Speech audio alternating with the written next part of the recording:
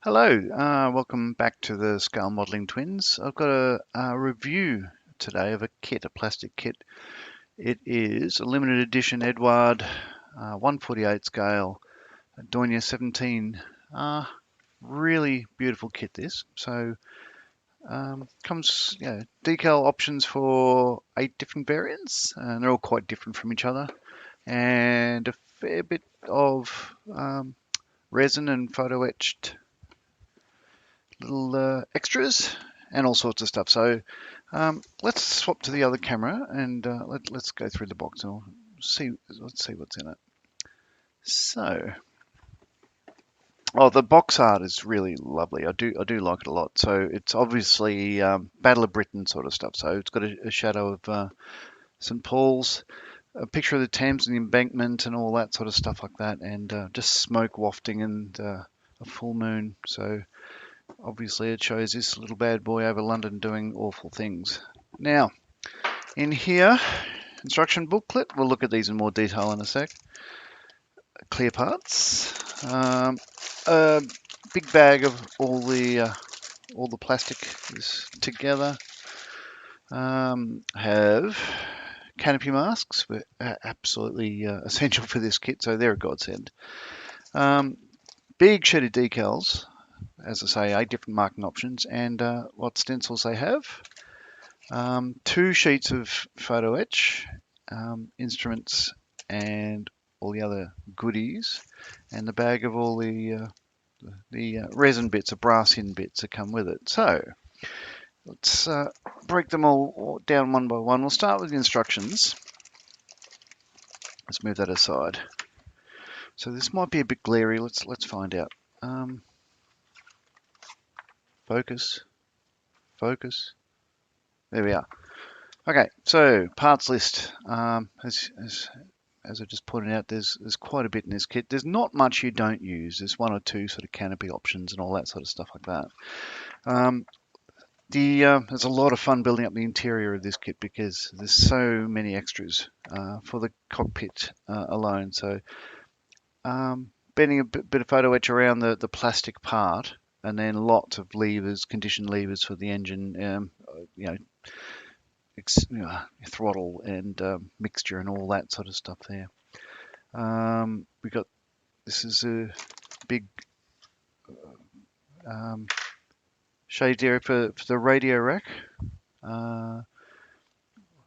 There's 4 pieces that go into it. It's a split instrument panel on this, 2 different sort of directions. One, the pilot sits high, and you've got another one for the engineers panel, pretty much, and they just sort of share the duties on that one. You got the wheel that opens the bomb bay doors. Next page. Building up the control yoke and the pilot seat. Again, photo etched seat belts, compass rose, the front half of the cockpit. Now, here's the thing. This arrow here is pointing to the wrong part. So what it's showing is the bottom of the support for the pilot seat goes onto the rack there, the longeron. It doesn't. So the top of the seat pedestal goes on top of the longeron. This arrow should be further down. The only way, when I built this, the only way I worked out how to do that, had me baffled for quite a while, is go onto ScaleMates and download the ICM instructions. This is an ICM plastic with Eduard extras and goodies and stuff, and they've drawn the arrow in the wrong place, so that's something to be aware of when you're fitting the pilot's pedestal into that fuselage half. Again, all the extra goodies that go in the 2 fuselage halves. So you've got life raft canisters, holders, if you like, more radio consoles, all sorts of bits. The flight engineer's seat belt to go with it. You've got magazine holders. They're everywhere throughout this. The 3 formers that go into the fuselage. So it's got the front, middle, and rear Bombay bulkheads. Rear gunners seat, you've got a brass-in rear wheel, a 3D printed um, bloody axle thingy, and a fairing, a aerodynamic fairing. They're all three little brass-in bits. That goes at the back there, and the two fuselage halves come together. As you can see, it's quite long, which is why they called this aircraft the Flygende Bleistit, meaning the flying pencil. Yeah, rather elegant fuselage shape, I think. The wing is quite simple. So this is the bottom view of the wing. Yep, there we go. So that's the top of the wing going on the bottom, basically painting the interior first. Ailerons go in, and then the whole wing just sits on top. Now it's actually a really good fit with the wing on this one, and you can't get anything wrong really. There's only a little bit of filler required for the front section there where it joins onto the fuselage, and the rear there's really nothing there. The rudder, elevator, control surface, vertical and horizontal stabs, standard sort of thing that goes together. The bomb bay is fairly complicated on this one. So you've got 4 bomb racks of 5 bombs each, all vertically stacked, and you've got all the bombs that go in place there. You can't really get them wrong, but they just stack up vertically like that. It's quite a small bomb bay, but it's quite deep. Compared to a Lancaster or whatever, these are, just obviously one of the reasons why Germany lost the war is they never developed a 4-engine bomber, and the bombers they did have didn't have the range or the capacity to do what the other bombers from around the world were doing. Getting onto the engine nacelles, so you've got the bulkheads left and right, the engine support former, all goes together really well in this kit. It's a really satisfying fit, I found. Fitting the nacelles, the brass-in wheel goes onto the oleos with a mudguard over the page. Getting into the engine, these engines are really nice when they're built up as well. So basically, yeah, rotor engine fits on. These are looking at my notes here. Bramo 323 Fafnir engines. So these were originally developed from Bristol Jupiter engines. Germany bought the license to before the war, and then they sort of bored them out and made it a little bit more powerful and all that sort of stuff like that. These are aircraft originally fitted with the Mercedes-Benz DB601 engines, the same engines as are fitted to the BF109s, but they couldn't get them. Basically, they wanted to keep all of them available for the BF109s. As a result, these ones suffered a bit by fitting these because of the fatter front, not as fast, and they chewed a lot more fuel, and so they didn't have the range or the speed that they once had when they were being developed, and certainly used in the Spanish Civil War. So they didn't last too long. After the Battle of Britain, they were all moved to the Eastern Front, and again, they were completely shot out of the sky. Right, exhausts. You have you've got a choice of exhausts for the different marking options. So you got the ones where you have left and right hemispheres, and they exhaust over the top of the wing, or you've got the other one which have individual exhaust ducts, one for each cylinder, and they just spill all around the nacelle.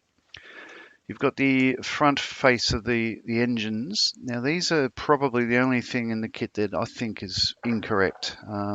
The front of these nacelles don't look anything like this at all. These are just like a fan, if you like, but in reality they're nothing like that. They're a lot more fragile. They had a couple of supports for the nacelles. It's actually hard to find images of how they looked online. So I think ICM just sort of did what they could, but yeah, they're incorrect. I don't know if you can get other ones. I didn't bother. It still looks good, to my mind. You've got cowlings, either open or closed. The difference is whether you fit these little brackets here. It's the same parts you use for the engine nacelles and cowlings, but where they have little brackets to hold them open for maintenance. But it depends on which version you want. You may want to open up those holes there for the exhaust that go over the wing. Couple of little bits and pieces. These would be carburetor inlet ducts for the nacelles. These are the flotation devices. These are the difference between a DO 17-3 and a 5. A 2 and a 3, and the 5 had these flotation devices fitted to the front of the fuselage and either side of the nacelles, and they just pop open. They're just pretty much like inflatable bags that would stop the aircraft sinking so fast in anti-shipping operations. And you can see if you fit that version, that's where that extra bit goes, that flotation device there. This is fitting the wheels. This is the only part of the kit that I felt I had to improve. So there is really nothing pointing or indicating where these oleos go into. There's no firm fit onto the engine nacelle there.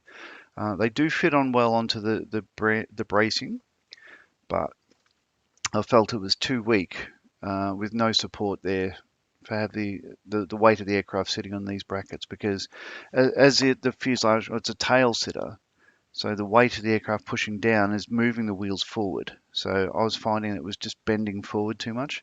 So what I did on my kit is drill into the oleo and where they go there and fit a bit of all this stuff. Albion alloys, this is nickel silver rod, and yeah, that fixed it real good. Main landing gear doors, these are the machine guns.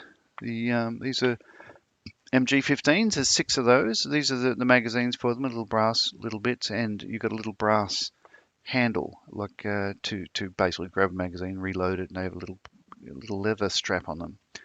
This is the bowler, the rear-facing gun, and it's I guess you'd call it gimbal for turning and twisting the gun to where you want to aim it. Little aiming marks and rings are all little brass bits as well. Tiny little things, but really they do lift it. Different parts, whether you want the bomb bay doors open or closed.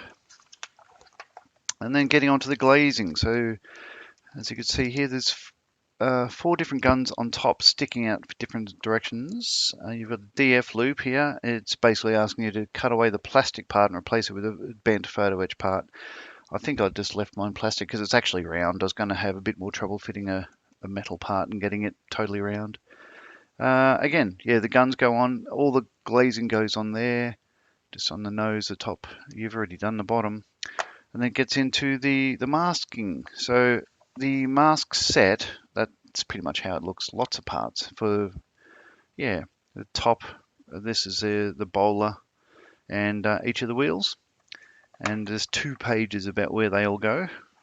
Can't get it wrong there. And then getting into the marking options. So scheme 1 is Germany 1939. Really nice scheme, that one. A standard DO 17, I would say. This one here is the one that I had built. This is the one that was dug out of the Goodwin Sands at the mouth of the Thames around about 10-15 years ago or so. So this was the aircraft. Let's see what it says here. The last action to be undertaken during the Battle of Britain by the crew commanded by Willie Efferment, who was a pilot, bombardier Ritzel, radio operator Ufs, Reichardt, and observer Hun. An attack on the base of Debden and Horn Church, planned for August 26, 1940. During the raid, this aircraft was shot down by a Defiant of 264 Squadron, RAF. Only the pilot and the bombardier survived. The wreck of this aircraft was discovered in 2008, not far from the coast of the county of Kent. It was raised in 2013 and is currently on display at RAF Museum in Cosford. The unit markings carried under the cockpit of the aircraft of the number 3 group, which were playing cards, and the stab aircraft all the card colours, and this aircraft of the 7 staff all carried clubs. So that's the one I went for. Really nice looking scheme, that. This one's Battle of Britain. This is France, September 1940. So this is one of the formation aircraft. They had either pink, white, or I think maybe yellow formation stripes on the wing and the vertical stabs on these ones. Either 1, 2, or 3 is who was left, centre, or right. Getting another Battle of Britain one. So this was a night bomber. So obviously all the earlier ones, They had RLM 65 underneath, and they switched to black and then blacked out the German crosses there. So if you'd like a black version there, and they've blacked out anything pretty much except for the H that was white. Then they moved. This one's a Grecian aircraft near Athens, May 1941. Again, that would look really nice with the yellow wingtips and the nacelles and all that sort of stuff. Really nice design, that one. Soviet Union, winter 1940. So it's a standard cam, is in the RLM 71 and the RLM 70 on the top there, but just then mottled down with the white. So it's got the original cam there with the mottled white, and I think that would look bloody fantastic as well.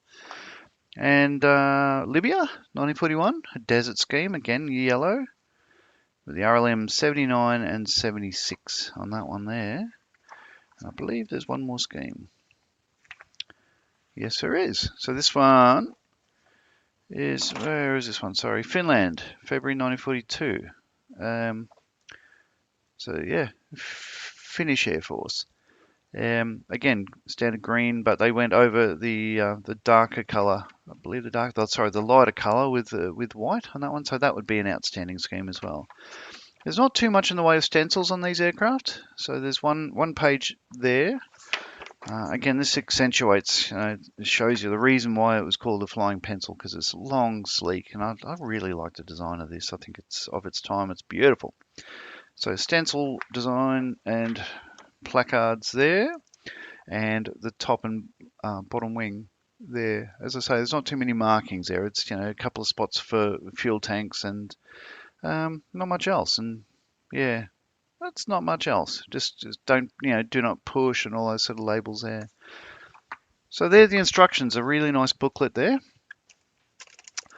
So let's look at the decals.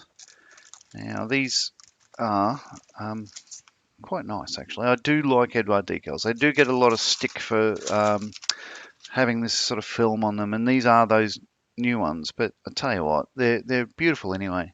They're perfect, beautiful glossy decals. You can see the shine there. Really nice schemes. You can choose to paint the pink, or you can use a decal, your choice. But absolutely beautiful decals, these ones. And again, lots of choices. Massive crosses or smaller ones, depending what scheme you're after.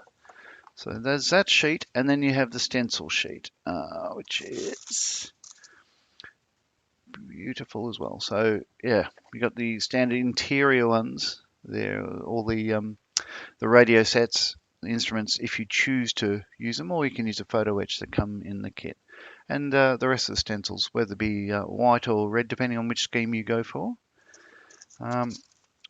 Again, very nice. Most impressed with those. They go down very well indeed. Photo etch.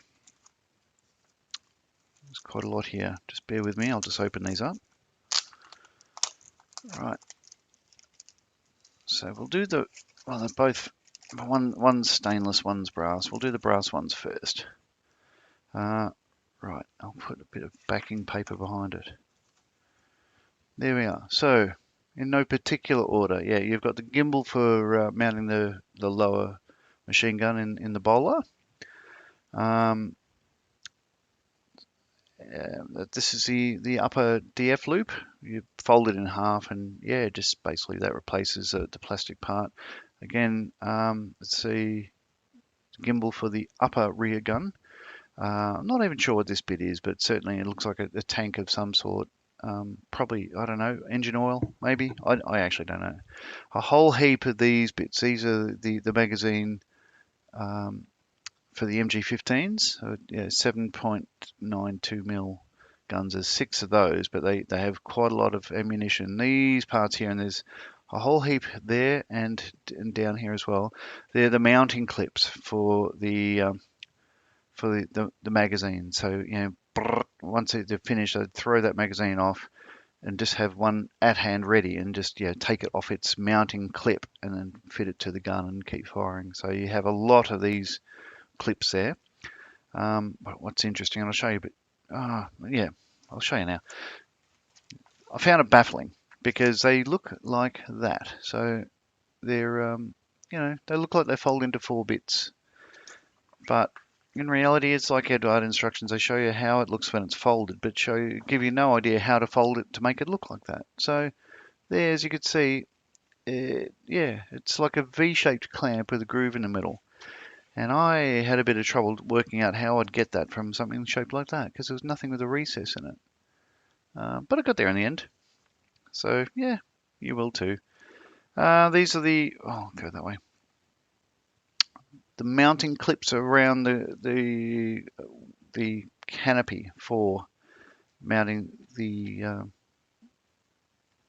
sorry, lots of words and magazines for the guns. I can't remember what these bits are. They're the pilot's rudder pedals there. There's 2 of those. And these are the holders for the life jackets. So that's pretty cool. It's not, yeah, really nice detail on those and lots of little bits. And most of these are the interior of the cockpit. And it really, yeah, it's fun to fit. This is a color printed. These are the radio sets and everything else. So what we have, let's see, in no particular order. This is the um, the Funkgerät 10 is radio set. Is like 6 little things like that. It's the same radios that you'll find in BF110s and that sort of stuff. And they're all pre-colored there. It's beautiful. These are the condition levers. That sort of bends around in a sort of like a U shape, if you like, and sits on the sidewall for the flight engineer to do the throttle controls and everything else. Instrument panels, you've got 2 parts for each. So all the instruments at the back with a lovely bit of, I'll see if I can get the shine on it. Yeah, the instruments themselves have, they're printed and they have a clear gloss dollop over them. So you've got the raised bezel, if you like. And then you've got the RLM 02. Well, these are RLM 02. These would be 66, I would say. It's a little bit darker. So once these go on, as I say, you've got lots of condition levers that go on. You've got a couple of spares of each in case you lose them. You've got the seat belts there for the flight engineer, observer, bombardier. Well, multiple roles. You've got the seat belt here for the pilot and seat belts for the gunner at the rear. Got the HF clothesline antenna that goes underneath to replace a plastic part. You've got the compass rose. There's all little bits in there, and they do look. It's a beautiful little set, and they go in really nicely. Okay, I won't open that up because it's a standard, as I pointed out before. It's the canopy masks for all the glazing, and there's quite a bit of glazing, so they really do come in use for this kit. It's worth getting for that alone. The clear parts are very clear indeed. I will open this up. So this kit, one part has come loose. So you've got 2, yeah, as I say, it's very, very nice, very clear. 2 canopy options. The difference between them is whether it's got the gun in front of the observer there. I'll go there. Or an aiming device in front of the pilot. All this version has that part there, which is the one with the gun in front of the observer, bombardier. It's got 2 different glazing options for the bottom starboard, your front starboard of the fuselage. So this is a windows. It's pretty much they sit under the aircraft that way. So the difference between them is one has the blister for the bomb sight, and the other one doesn't. So all these options again have the bomb sight fitted. So although they have 2 there, there's only one, and there is a difference in. There's 3 different versions for the what do they call it? The Bowden Lafette, or the bowler underneath. So the bit that forms the bottom of the cockpit, if you like, so where they lie down and look backwards. So that's the lower rear gunner, and he's got 3 different options there. But I think there's a choice of only 2 of them really, and they're pretty much the same. I'm hard pressed to find the difference between them. And that's it. So all the glazing, as I say, it's absolutely beautiful, and it goes on very well indeed. It's a very nice fit. It's just this is a gorgeous kit. And opening the bag of all the bits, this will be loud for a moment. Bear with me. Okay, so no particular order. The order in which they come. This is sprue B. That's the wing. As you can see, single length. That's the top of the wing, and the two bottom wing with the break there for the fuselage. So this is flush with the top of the fuselage on top there. You've got fuel tank. There's not much detail here, but they wouldn't have been on the actual aircraft. So you can see there. There you go. It's got all the detail you'd want. So these would be, you've got fuel caps there and there. And to load the bombs on these ones, they would climb up onto the wing, and there's square panels in the center line there. And they would pass a winch through, grab hold of the bomb, and then just winch it up into place onto the bomb rack. So you've got the bomb loading racks there, but they're only closed on this one. And I believe they have a decal labeling where they are on top. Interior for the... There's not much detail on these for the interior for the undercarriage recesses, but the fact is there probably aren't much detail. Now you've got to remember, none of these aircraft survive except for the one that was pulled out of the Goodwin Sand. So it's a bit hard to go to an actual aircraft and see how much detail was actually there or whatever. But I think ICM have done a wonderful job. Top of the wing. This is sprue C. So these are the nacelles. This beautiful ICM plastic, absolutely wonderful. I love working with this stuff. It's just the perfect consistency, I think. And they're always very well labeled, very well molded. There's never any flash on these. So you've got, different. That's a seat webbing. You've got antennas. These are the sidewalls for the nacelles. Fuel tank, so you have an option of, it's either got two racks of bombs forward and rear, or the front part of the bay was filled with these go together, and it's a vertical, if you like, a fuel tank that takes up half of the bomb load to give them extended range. So you can choose whether to fit these extra fuel tanks or whether to have a full load of bombs. I went for a full load of bombs in mine because I could, and I don't know whether it did or not. It doesn't matter. It's my model. I made it how I want. And then these are the seat supports, the DF loop, a couple other bits and bobs there. Again, it's a really nice sprue, very well molded.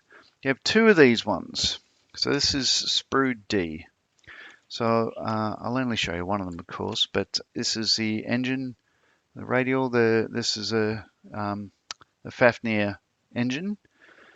It's a 323 or 626. I can't remember now. I did have notes somewhere. Oh, there we are. Excuse me, I'll just pick it up. Looking at my little card with paint on it. It's So these are Bramo 323 Fafnir engines. So little radials. These are the ignition. Oh, actually, these would be the push rods for the valves on top of each of the cylinders there. And this is the front face of the engine. That's the support for the nacelle, and that's how I was saying that part. It's not actually like that on the actual aircraft, but it'll do. Each of the bombs are a single piece. They're small bombs. These would be, I think, I'm not sure. I think they're probably 50 kilo or so. I could be wrong. Somebody out there will know. These are the individual exhaust stubs if you want to have that option, or you've got the one with the two hemispherical exhaust, so they spill the exhaust out the top of the wing. Let's see, mudguard with a little sort of fairing on the back, which is again very nice. Undercarriage, and as I was saying, there's not much. Stop moving. There's not much support on top there. So this is the wheel end, that's the aircraft end, and there's not much there. So as I say, I drilled mine down and put something. These bomb racks. These are the inlet manifolds that go on the back of the engine. Engine supports, all that. And the last one, it has to be frame A. Where is that? Looking. Yep, frame A. So these are it's a full length of the fuselage, left and right, and you can tell without sort of pointing out well, I will point out the obvious. So you got the each of the bulkheads that form the bomb. These are the rear, center, and the front of the bomb bay. This is the rear of the cockpit. It goes that way. So the bottom there, and this top row there is one of the bits where the magazines would be clipped to, just in storage there. It's underneath the gun, and you'd just grab those. These are the radio sets, so you can again choose whether to keep that detail there and to paint them, or to put decals on them, or to slice them off and use the photo etch. I use the photo etch on mine, it came out really well. You don't use this part. This is for a later DOE 17 variant with a big spotlight on the front and guns. I think it's probably 420mm cannon on that one. I'd have to check, but you don't use that one on this kit. Use the glass dome. For these Battle of Britain ones, the Z2, Z3, Z5. In fact, it gives you an option. It's a DOE 17 Z1 or 2 or 3 or 5, because I never made a 4, so there's that. And again, beautiful plastic. I think that'll be, yeah, it's a really nice build. And I keep saying I have built one of these before, and this is how they turn out. So this is I had made mine, as I said, as 5 Kilo Alpha Anton Ricard, the one they pulled out of the Goodwin Sands. So I had gone for having one nacelle open, showing the cowling, the exhaust manifold, and everything else spilling at the top there, and a bit of rust and all that sort of gear. You see the undercarriage, the wheel bays. You can't see much in there anyway, but you know, I've just done RLM 02 everywhere, and that works out really nicely. These are the resin wheels. I haven't glued them in place, but they come with a flat spot on them. So being resin, of course, they don't have a seam down the center. It's they're really nice to work with. The underside of the bowler, you put these on first. You've got the masks for all these bits here. So that's the bulge for the aiming device. Basically, the Germans reverse engineered the Norden gun sight from America. They had an American of German heritage who flew over to Germany, who worked at Norden, and basically just took, from memory, just drew everything because he was that close to it. So very early in the war, Germany had pretty much everything about the Norden gun sight and how it worked, the bomb sight. So you got that fitted there, and it's really nice. And you can see quite a bit in this, considering that there's quite a bit of glazing. It's a beautiful kit, it really is, and everything, the fit is just exceptional. I really enjoyed this build. Flipping over, you got, again, the guns on the front there, tiny little gun sights, and you've got a tiny little aiming mark in front of the pilot there. So yeah, and let's see, if I turn this around to get a bit more light, it might be a bit glary. Let's see if we could see in there. You can see enough in there. So radio racks and pilot seat and all that sort of stuff like that. It's quite a bit of glazing on this one. As I was saying, it's a really nice fit. You can't really tell where the wing meets the fuselage there, and it wasn't because I did a really good job of filling the seam. It's just there's not much seam. The rear seam where the wing goes onto the fuselage is pretty much where that yellow decal goes. Well, I didn't decal it, I painted mine. But it covers up any sort of sins and omissions with that one. It's resin rear wheel, which again I haven't glued, so that's just pulled out. But yeah, that's a 3D printed strut and fairing there. That'll just pop back in. There we go. As I say, I really enjoyed this build, and I think it comes out looking really nice indeed. It's a cracker of a kit. So I really enjoyed it.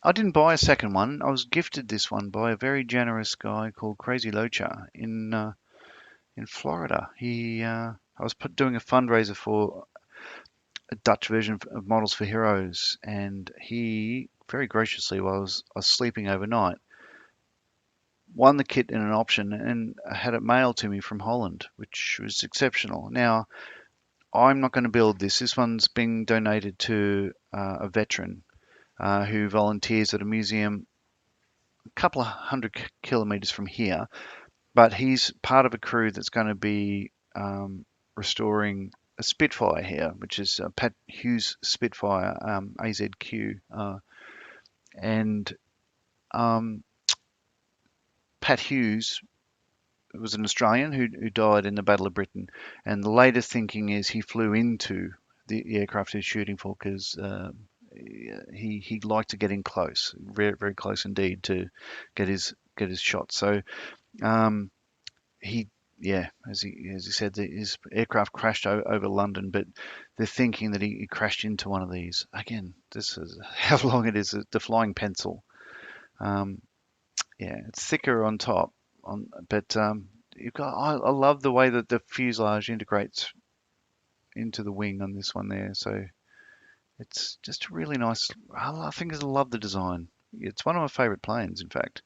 Strangely, because yeah, people would say, "Oh, it's not as pretty as a Lancaster," and I mean, it's not. It's not bad. It's up there. Anyway, back to Pat Hughes. He flew into one of these. So what my friend wants to do is build that, have it hanging from the roof, or whichever version of decals he chooses for the Battle of Britain, and then have Pat Hughes Spitfire coming in behind it in 48 scale as well. Um, it's obviously just seconds before both the bomber and the Spitfire crashed. Um, yeah. I think that'll be a good display. Plus, because it's going to a public museum, it would be worth the donation. So I'm not getting him to pay for this because it was gifted to me. I'm gifting it to him, and he's giving me a kit in return that I can give to another veteran to build like a local sort of version of Models for Heroes. Um, so enough waffling. That's a review of the Eduard 48 scale Camp Stift Dornier 17. They call it, or Camp Stift is Mein Kampf is in struggle or fight or battle or and Stift is pen, if you like. So it's like a struggle pen. As I say, originally, the nickname for this was the Fliegender Bleistift, which is flying pencil. Stift, the second half of Bleistift is like a pen, so it's like a writing device. So not a perfect translation because, well, ICM would, I mean, they're Ukrainian and Eduard Czech. So it's probably their own version of the same thing, but basically it's like a fighting pen, you know, yeah, you get the idea. It's a Battle of Britain bomber, and very well, heavily used by the Germans initially in the German Civil War, and then into the Battle of Britain, and then after that, focus changed over to the Eastern Front. These were sent over at the Eastern Front in great numbers, and none of them survived. They didn't think to bother to keep any of them after the war, and now I think this is an aircraft that I think it's very much missed in a museum. To have one of these sitting there, once it'll take years, but once they restore that actual aircraft, 5K AR in Cosford, I think I would make the journey over to the UK to have a look at it because it'll literally take years, but that would be a good aircraft to walk around. But yeah, there we go. So Eduard 48 scale, Camp Stift DOE 17, Dornier 17Z. Hope you enjoyed this, and I'll see you again soon. Uru.